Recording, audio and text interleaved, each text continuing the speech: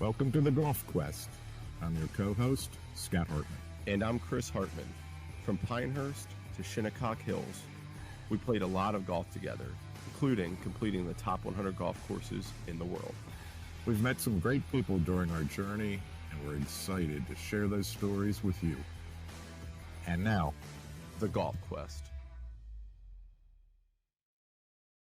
Hello, everyone. Welcome to the latest episode of the Golf Quest. I'd like to welcome our guests today, Jim Powers and Pat Cordle. That's just a little golf clap for you guys. Welcome to the Golf Quest. We've played a few rounds together over the years, haven't we? In a lot of different weather and in a lot of different areas of the world.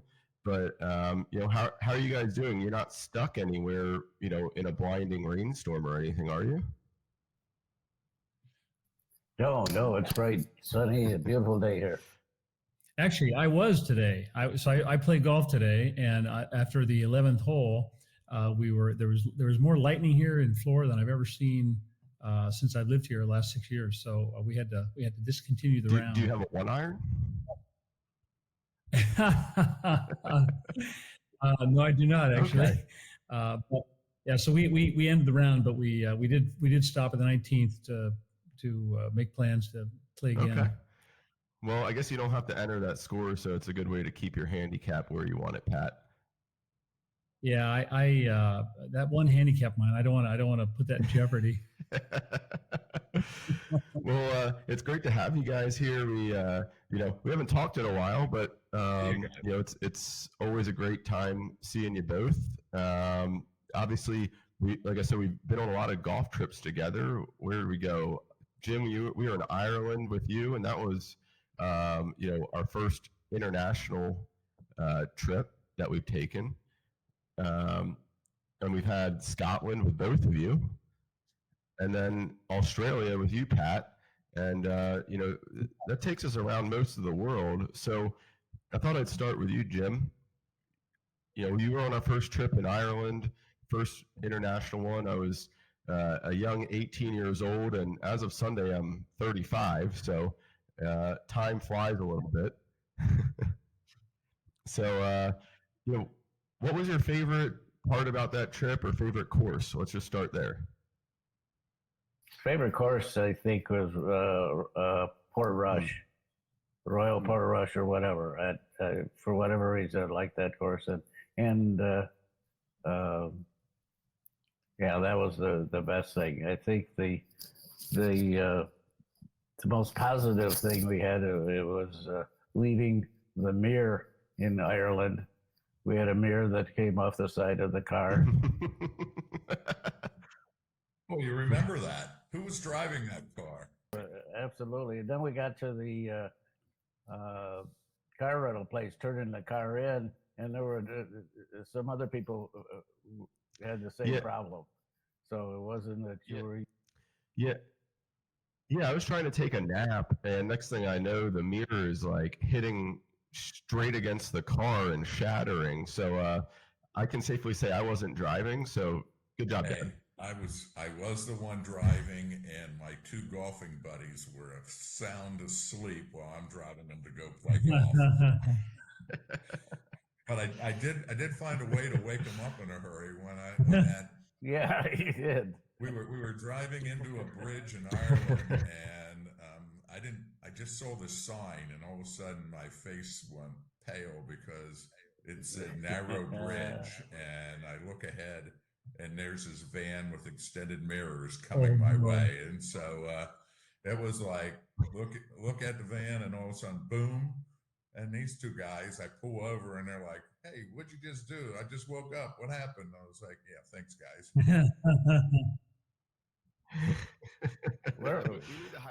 We need to hire a better chauffeur next time. I hired a driver after that. Yeah, driver was important. Do you remember your nickname, Jim, that I gave you over there in Ireland when you were driving? No, I can't. No. I used to call you Kirby. Do you remember why I called you Kirby? Oh, hitting the curb? We were bumping the curbs a lot, yes.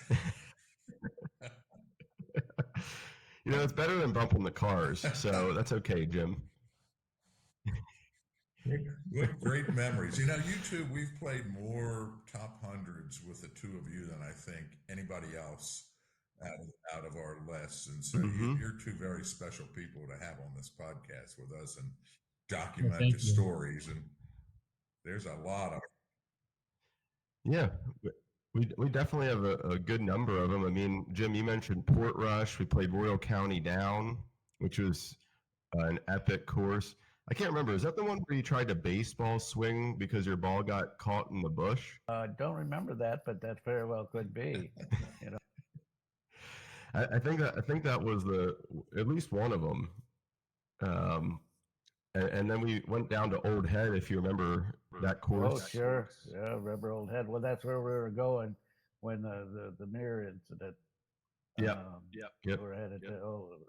Yeah, the Pebble Beach on steroids is what we like to call it down there. We played over at Waterville, where I don't know. My dad always likes to make the joke about how he got me a 14-year-old girl as a caddy. So I don't know. That sounds like child abuse, but I just I'm remember not we sure. showed up and we said we ordered caddies and they said, sorry, we don't have any here waiting for you. So do you want to wait a few minutes and we'll call them? And I got the guy that came straight out of the bar and you got the girl that came straight out of 7th grade. Oh, funny. That is very true. That is very true, and that was a great spot as well. Ballybunion is a little windy there. Ballybunion, I remember that, and Lahinch. Oh yeah, Lahinch. Do you remember sitting in the clubhouse watching the Open? Yep, absolutely. Pat, what's his name? Padraig Harrington. Yeah, that's it. Padraig Harrington. He won the tournament, but that bar upstairs was chock full, and they'd only breathe when Patrick Harrington sunk a putt or whatever. Mm-hmm. Yeah, I think Sergio hit the pin on the extra hole, and it went 30 or 40 feet away, and Padraig hit it close, and that's how he ended up winning. If my memory serves me. We played a few others, and I don't know if you remember this, but we met up with a friend of ours named Frank Gleason while we were over there. Had breakfast with him or something, right? We actually had dinner with him, and that's when he brought his daughter and a few of her friends with him, and told me, hey, you're 18, you're going out after this, and I said, all right. And next thing I knew, it was 4 a.m. and I was coming back to the room for a 7 a.m. tea time. So that was a little bit brutal the next day at Port Marnock, if you remember correctly. I'm not sure that they could actually add up the number of strokes that I took that day, but it was certainly one for the record books. Days where the score was fairly high, but that's okay. Yeah, at least it was fun that night. That day was definitely a little rough, but we always had a great time doing it. Now, how about Scotland? Let's talk about Scotland. That was in 2011, so I was, a slightly older, 22 years old. I'm a little older like you are now, but not a lot. Yeah, Scotland was awesome. Yeah. What was your favorite part of Scotland? A good friend of mine gave me a book, and so I actually have two favorite moments in Scotland. This would be one of them. Yeah, we got that picture. Yep, thanks to Scott. So that's a picture of all of us on a very windy, rainy day. And then actually this picture is a picture that took place almost every evening, and that was particularly a lot of fun too. Just hitting the bars and kind of relaxing and talking about the day and how many balls we lost and how many hole-in-ones we almost got.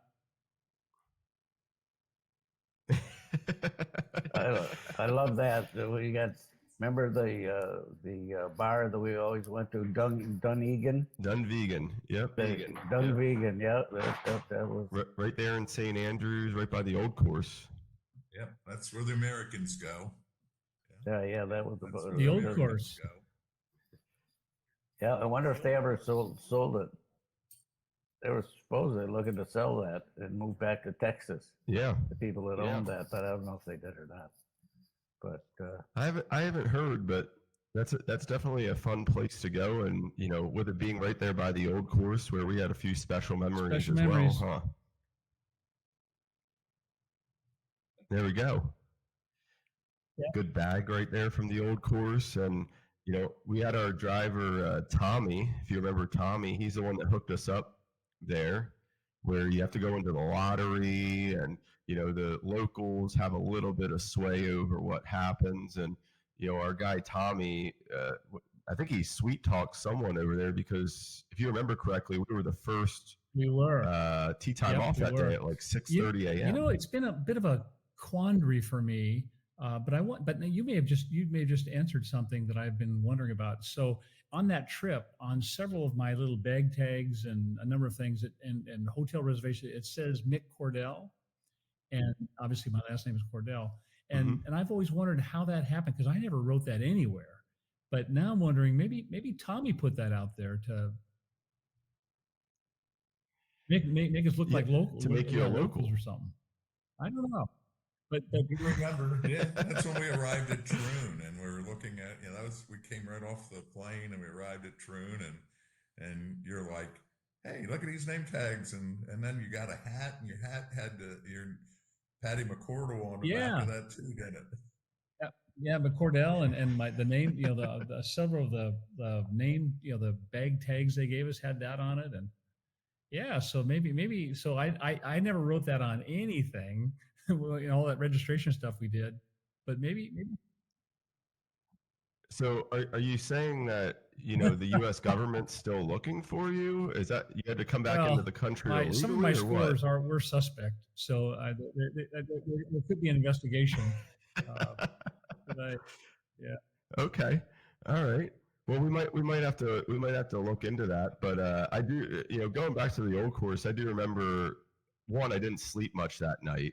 I'm not sure if it was my dad snoring or if it was the anticipation of the round, but that was one of the rainy days that we had, I think, when we were there, a little rainy and cold. And unlike the Ireland trip, Jim, where we were out racing the rain and the wind and everything, we brought Pat along, and suddenly it caught up to us on a lot of rounds. Well, that's true. You gotta, but. That was the old course. Was the inception of the green gloves. So that was a special. Are you talking about these green gloves? Yeah. Every golfer should have a pair of these. You gotta. They're not just good for gardening, folks. You can also use them as rain gloves when you're golfing. Inception of the green gloves. That's how you got the nickname Jimmy Green Gloves. And by the way, Jimmy, do you remember that really nice, warm, sunny day that we played at Turnberry? When the wind was blowing and the rain was sideways, and I think after nine holes, you said, "I've had enough of this." Bleep. Yeah, I remember. Yeah, I called the band or whatever, took me back to the house, and I took a shower and had a cocktail and watch you guys come in sopping wet. Yeah. You seem to enjoy that a little bit. You seem to enjoy that a little bit, Jim. Smile on my face, and that was really neat place. We should have known something like that was coming when they have a room specifically designed to dry clothes out. Every night, every single night, I remember hanging clothes out on the hot water or the heaters, the oh my goodness, every single night. Yeah, we'd put rain gear on, then we'd take it off. Another half hour later, an hour later, we'd put it back on again. Then we'd take it off. It was Yeah, after like 3 or 4 Yeah. pints, though, we'd forget about what happened the Didn't day matter. before Yeah, and just do it didn't again the matter. next day. So at Turnberry, wasn't that the course where where all of us, as I recall, on a par 3 used a driver to get to the green because the winds were so hot, so forceful. I do That remember sounds familiar. that par 3. I think it probably was like 140 yards, Y- and I think it took you three good swings, and you were still short of the hole. with the driver, I might add. The wind was amazing, and because it was like 2 holes later when I was in that bunker and I hit a bunch of sand up in the air and it all came back on my rain outfit, and I was covered head to toe. Yeah. And then two holes later, you couldn't find a speck of sand on me. It was just blowing and raining that hard. But I do remember, Jim, didn't I also call you a troll at one point? Weren't you with your ski hat on and all your gear? You kind of, when you were up on top of the hills there, and you were hitting. Do you remember any of those? I don't remember being a troll, but I sure probably acted like one. Jim, I think what he's being is a troll right now. So it's reversed. Goes around, comes around. You were just so hilarious because Exactly. you had like 5 layers of clothes on and a ski hat, and Yeah. you're standing up on top of this sand dune with the grass as high as your hips, trying to hit a ball out of that grass. And at that time, I think I called you a troll, but I didn't mean it in a bad way. No, I wouldn't have taken it in a bad way. Meant in the most loving way. It's okay, Jim. We can talk about the names for him after this. Yes, didn't. In the Scotland trip was we were on the 17th hole, road hole, right?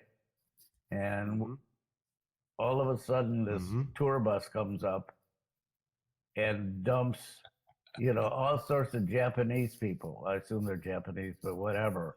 Oriental people, and they all dumped out of the bus and they were running around and, getting on the green and going in the sand trap and so on. And it was, and they're just wild, I had forgotten about that. Yeah, that was. Taking pictures of us. It was a famous group. They knew we were going to be famous. That was the first time I got a golf clap because I was in the bunker, and they were all standing on the Swilken Bridge and watching us, and there had to have been 200 of them, right? And I actually hit a good shot out of there. I mean, it was hard to hit any good shots that day. I think the hotel on 17 has a couple marks on it from our group. But but it was a great time nonetheless. I seem to recall the next hole, Chris hit a ball over on the, I thought he was going to hit a Mercedes parked along the course there, and I think he played from the street, didn't you, Chris? Oh, yeah, that was a different time. Different played from time. that street more than once. Hey, listen, I play the ball as it lies. I'm an original rules of golf guy. All right. I think Chris played from at Kingsbarn. As I recall, you played from the beach on one hole. Oh yeah. Pat, I'm glad you brought up Kingsbarns. Thank you for that. Oh, first of all, that was my favorite course. Rocking today, and that was a great spot. You are 100% correct. I was on the beach with a group of spectators and folks walking their dogs and everything. And, that's an experience you don't soon forget. Sort of like, when you hit a double tree. Is that true, Pat? That was the double. Would you like to explain that? Yeah, so this is a classic. This is absolutely a classic. This cannot be repeated. Yeah, if we could get a cone of silence here. My reputation's at stake here. I don't want this getting out too many people. So it was a par 3, as I recall, and I think it was a par 5. Was it 5? You were hitting a driver. Oh, that's But right. then It's again, you driver. do That's hit right. drivers. You were hitting a driver. Too, but Yeah, yeah. You know what? It's some experience. You just want to put them behind you, and maybe that's what's happening. So yeah, the so caddies were behind you and they were betting on you, just so you know. yeah. Well, so my first drive hit this lone tree on the left, right? But there wasn't. It wasn't like a forest over there. It was just almost like a lone tree, as I recall. Well, it's like a 5-year-old tiny pine tree. Hey, Senior Hartman, can you let Pat tell the I think story? he's got a please? lot better Listeners memory have about to this than I do. The listeners have to visualize. It's a tiny little pine tree about 20 yards off the left of the tee box. Yeah. So Yes. yeah, so I did ironically hit that tree, which was somewhat unique, and I guess, and according to the caddies, it didn't seem to be that struck that often. But unfortunately, you guys gave me the grace of allowing me to tee up again, and sure as shooting, I hit that darn tree exactly in the same spot once again. And all I remember is everybody, you guys, the caddies. I just remember people like they either laughed out loud or they were like, kind of trying to hide the smirk. Everybody was laughing. I don't remember anyone hiding it. Yeah. I don't remember anyone hiding it, Pat. We thought the fresh baked cookies were coming out afterwards, but those never showed up. I just know everybody was. And for those that don't know, a DoubleTree hotel serves you a cookie when you go there. So, Pat, after that was Mr. DoubleTree, Patty McCordle. He had a lot of nicknames as well. Yeah, those are some of the nicer ones. Yeah. Now I kept track of how many beers Chris and Pat consumed, and I'd X amount of bottles of wine. And Scott, I don't remember what you were drinking. I was drinking beer, but I do remember it, and Jim, you probably remember. Pat was always 2 beers behind somehow. Oh my goodness! Every minute of, as soon as we'd get done playing golf, Chris might be in the van maybe 30 seconds before me, and the first thing I hear out of his mouth is, "Pat, you're 2 beers behind." Thank goodness for Tommy though. Tommy stocked us up well. Every time we got in that van, that thing was just filled with beverages, and he was ready to take us to our next destination. He was really a great driver. You know what? We're just, Jim, would you agree we're very lucky people? Because Pat, when he was talking to Tommy, he almost made him run off the road a couple times. What do you say to him that you were doing? Well, I just remember saying, Tommy, it's so great to be here in Scotland. I tried to use my Scottish accent, but to do it, I got to bend my mouth around. And yeah, I didn't know if there was going to be an international incident or if he was just going to punch me in the nose or what. But he took it well. He did talk about leaving you a few places over there, but we said that you were part of the deal. We couldn't come back to the States without you, so he agreed to let you come along. It did take a few extra pounds. Well, he's got a good heart, him off. And I appreciate that. Well, I mean, if you remember a few of these other courses too, we I don't know if you remember Carnoustie by chance. Carnoustie. And the day before we went there, we heard a rumor that there was 100-mile-an-hour winds that snapped a few flag sticks. So, that was one of the days we did get actually pretty fortunate to not be in the worst weather they could possibly have. If my memory serves me correctly, I think they said that like 3 flag sticks snapped. Mm-hmm. Yeah, just snapped in half. A group tried to go out, and I think after 3 holes, when they couldn't keep the ball like on the green at all, they decided maybe this is a good time to go have a pint. Now, at that point, you were probably 10 pints behind, Pat. Very likely. That was a hurricane that went through. Yeah. There. People don't realize they have hurricanes in Scotland. And so that was our first hurricane that we played through. It certainly wasn't our last. Oh my goodness. Yeah. Mm-hmm. Yeah. Pinehurst. The Open's at that Open. Do you guys remember? I can't remember what course it was, but on one So on one hole, we were trying to shoot forward, of course, right? I mean, that's the general plan. And I teed off, and I literally went like 90 degrees the other perpendicular to the course. I went like not going straight, I went that way. And unfortunately the ball rolled up on a green that some other folks were just approaching the green. Do you remember that? It was North Berwick. Oh my goodness, good memory. Yeah.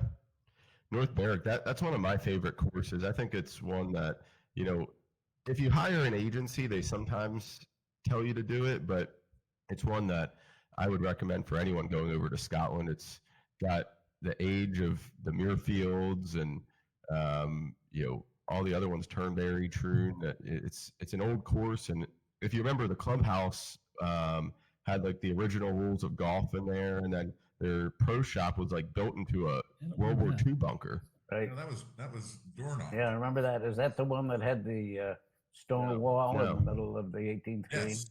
Exactly. Yeah, the stone wall ran through the course, and you had to chip over it on one of the holes. Yeah, that was pretty wild. Yep, good golf. As a matter of fact, that's golf courses. Now that golf's back on TV, that's catching a lot of advertising.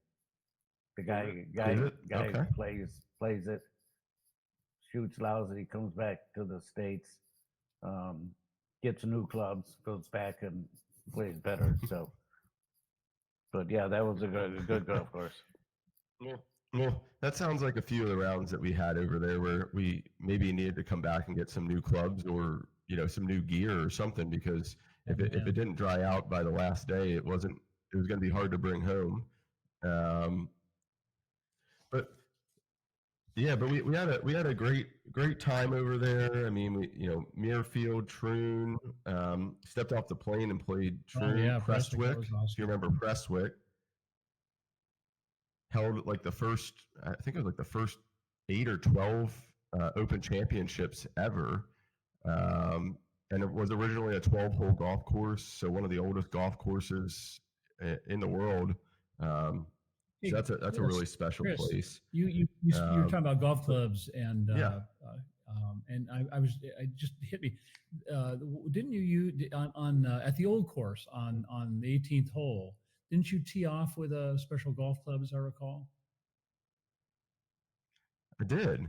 That was a special golf club. That was my great grandfather's persimmon wood, and somehow it went just as far as my real driver went, and I couldn't believe it. But sometimes someone's looking down from up above, and make sure it happens. So there's something special in that driver, and now it hangs here in the house because it's also been hit at Augusta by my dad.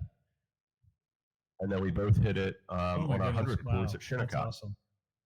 When you hit that drive, I do remember it actually was a good drive, and I wasn't expecting you to get much, out of an old club like that, compared. Well, just compared to the technology we have today. But I think I remember your dad saying, "Oh my goodness, I'm glad the head didn't even break off." I mean, I expected the head to fly further than the ball did.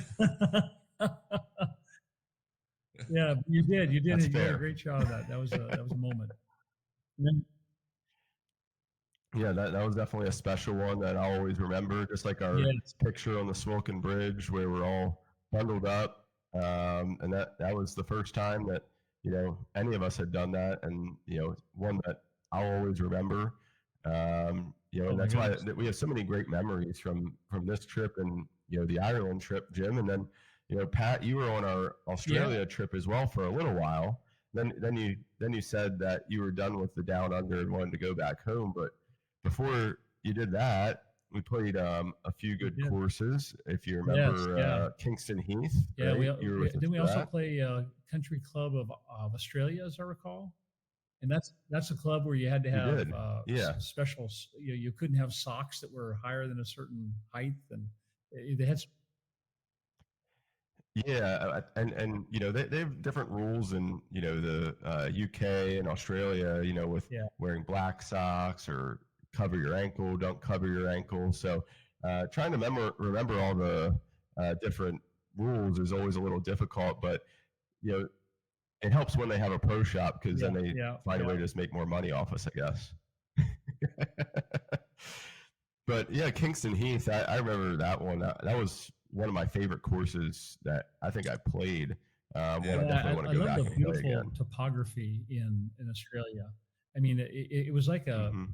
some of the courses were almost like a links course on steroids. It just had some really interesting rough and shrubs and different things that you just didn't see everywhere.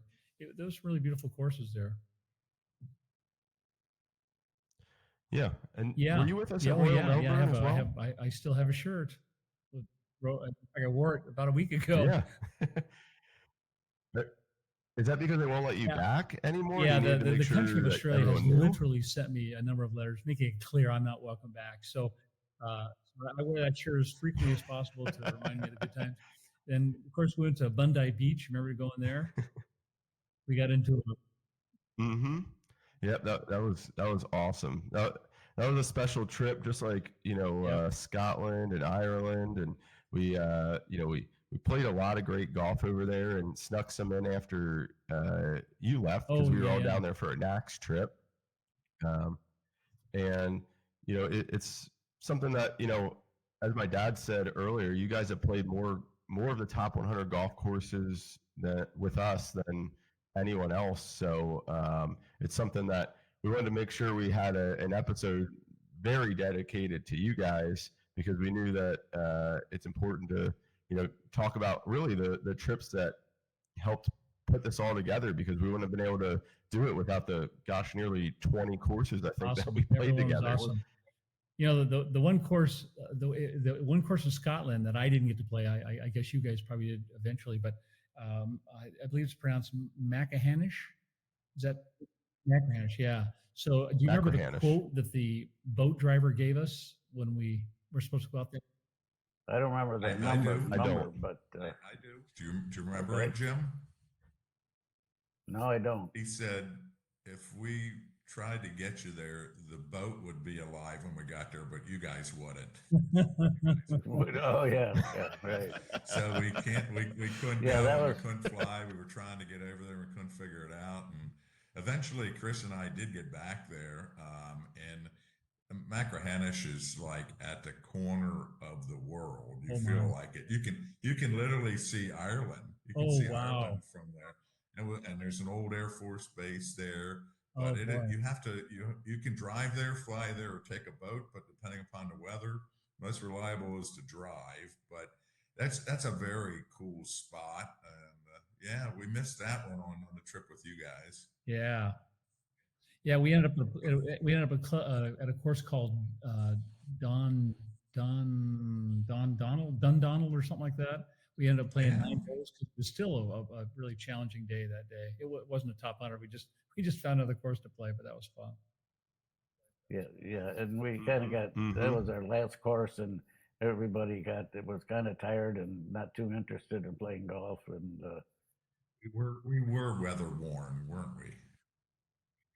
Or No, maybe weather and tavern worn. I don't know. A little between the bit of two of both. those and those mile deep bunkers they have in Scotland.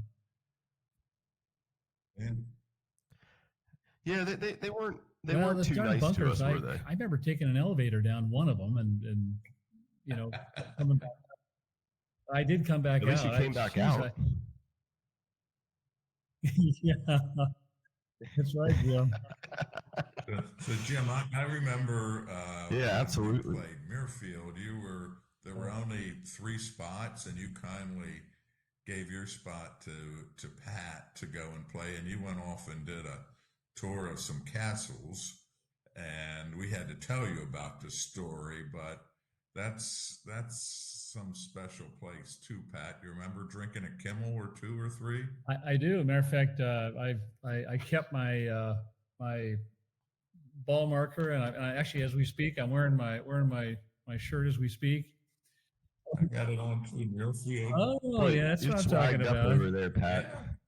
Yeah, I remember going. Well, first of all, Chris, I think you were rubbing elbows with the owner of the Falcons? Yeah, Atlanta Falcons. Yeah, that was when we went into the locker room, and I see this guy with Atlanta Falcons gear, and I go, "Oh, like you a big fan of Atlanta Falcons?" And he goes, well, I am a part owner of them. I said, oh, that's cool. I like the Ravens. You remember?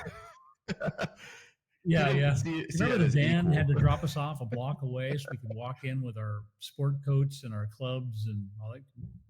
Yes. And our ties. Mhm.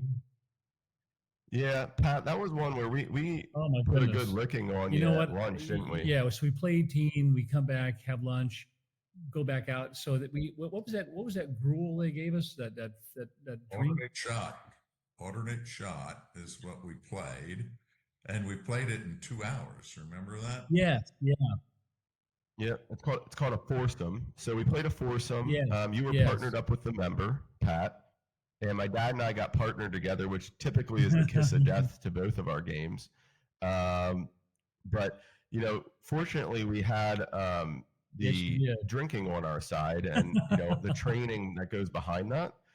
And so we went out and played that 18, and I think it was a pretty close match. And we come in and you shower, put on your jacket and tie, right? Go have a gin and tonic. And Pat, you're such a good sport. You said I'm just going to keep Oh, what up a with what all mistake these that other was. guys are doing.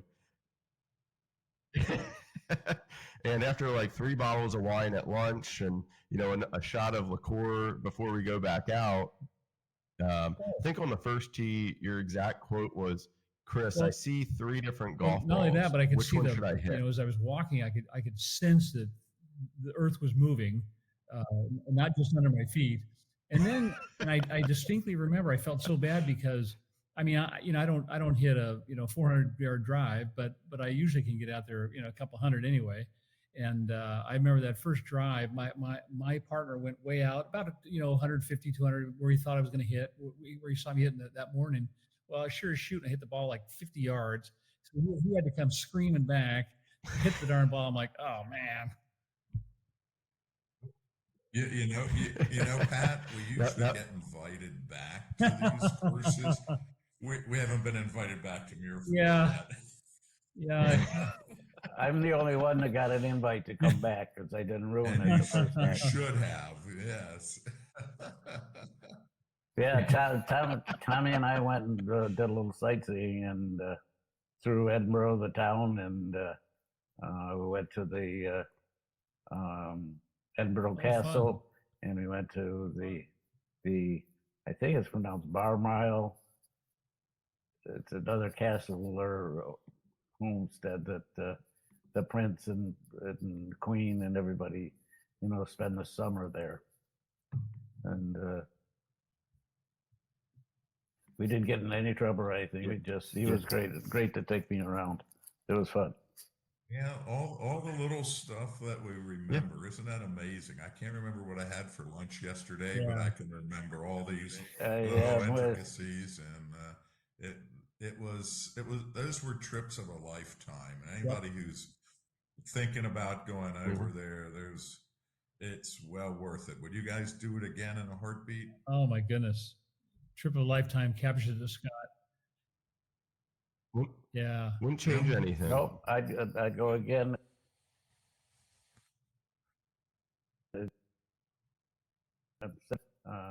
Athletic ability anymore, so, but yeah, I'd be happy to go. It was awesome.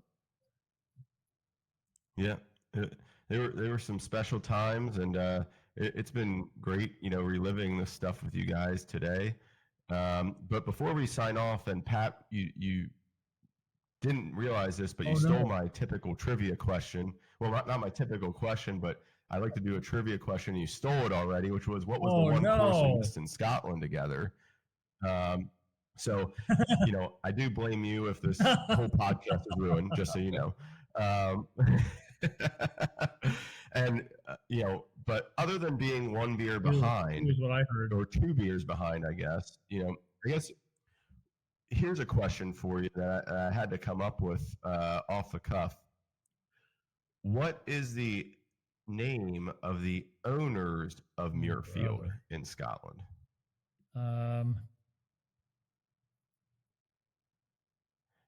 And to give you a little bit of background, they are I think they're only predated by the Royal and Ancient, but it's pretty close. And they did draft the original 13 rules of golf. Neither one of these guys ever read those rules. Yeah, I don't. Yeah, the rules they're subjective. They. Well, so I'll tell you who it is. It's the Honorable Company of Edinburgh Golfers. Wow. That did it. And if you remember, they have a lot of that stuff on the gear at Muirfield. So I actually have a book signed by the member that is on the on that and the course and everything. And it's he wrote a nice note in there after he realized he was paired with you and the game was pretty much over on the second 18. Yeah, that first drive, on the second 18. Yeah, after the level of libation acquisition or consumption, it made for a really rough 18. And then of course we're taking the rain gear on and off and on and off. It was a fun time. I wouldn't trade that for anything. Mm-hmm. I got a quick question for Jim here. Yeah.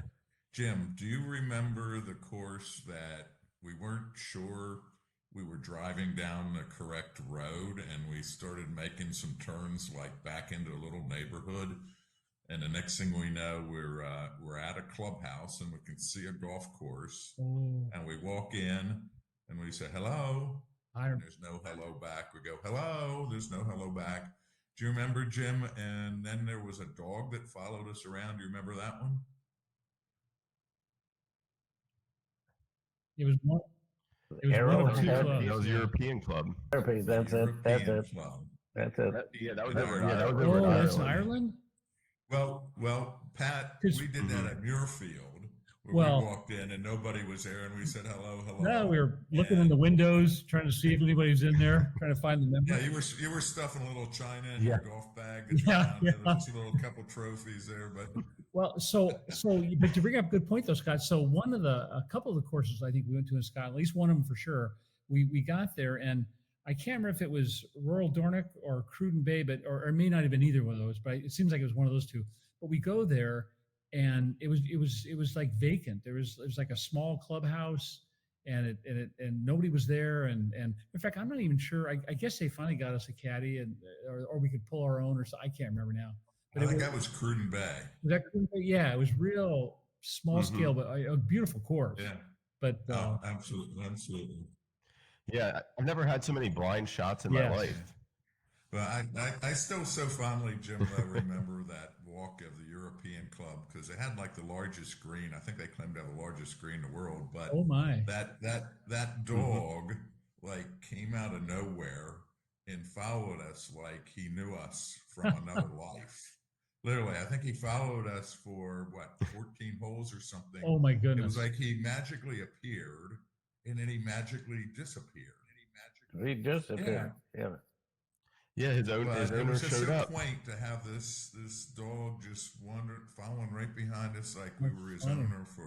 I've never had that on a golf course, and it's just it was a fond memory of the quaintness of some of these places where we ended up, and we weren't even sure we were in the right place, but somehow we all got there without GPS, with maps. Pat, you were reading a map for me one time, and I said, "Stop that! Don't ever read that map again." Well, that's because he wasn't reading it. It was upside down. And then you got to turn right side up. Yes. and maybe you were upside down, Pat. You guys have also played my favorite spot here in the States, Caves Valley. Absolutely. Oh yeah, absolutely. Yep. Yeah, that's Country Club of York. You guys have just played them all with us. I know. That's why you guys are so special. You're the guys that help us christen the ship that got us started and got us going. And again, the memories are there forever. And I can't tell you guys how much I appreciate that. I do remember talking with you, Jim, and saying, "Jim, would you like to do that?" And then talking with Pat, "Would you like to go over and do that?" And you guys were like, "Yep, we got permission. We're going." And I was like, it was amazing, man. And I'm so glad we did it. Anybody who's thinking about whether they should or shouldn't do something like that, what would be your advice? Oh man, trip of a lifetime, memories, priceless memories. Go get what was the guy's name that helped us? Kevin. Right. Kevin is Legacy of the Links. Kevin is a great guy. He knows everybody. He got us on those courses, and we had a great time. But memories are made, and you got to go do it while you can, right? Yep. Looking back and saying how amazing. Yeah. Yep. It's hard to believe it was 17 years ago, basically almost to the date. When we started this, because it was after high school. Actually, I guess we did it in like June or July, so we're getting close. But 17 years with Ireland, because I was 18, and then 4 years later we went to Scotland after I graduated from college, and dragged Pat along, and Pat, I just want to let you know before we sign off here that you're still 2 beers behind, and I hope you remember that. You're a tough guy to compete with when it comes to beer consumption. I got to give you that. Well, maybe next time we see you, give me the opportunity. I love it. All right. Well, Jim, Pat, great seeing you guys. Great talking with you, and thank you for being a part of the golf friends. Cheers. Thank you. Lifetime memories with you guys. Let's keep having fun. Absolutely. And keep remembering all the great times. Cheers. Thanks for listening. If you enjoyed this episode, please leave a review on your favorite podcast platform.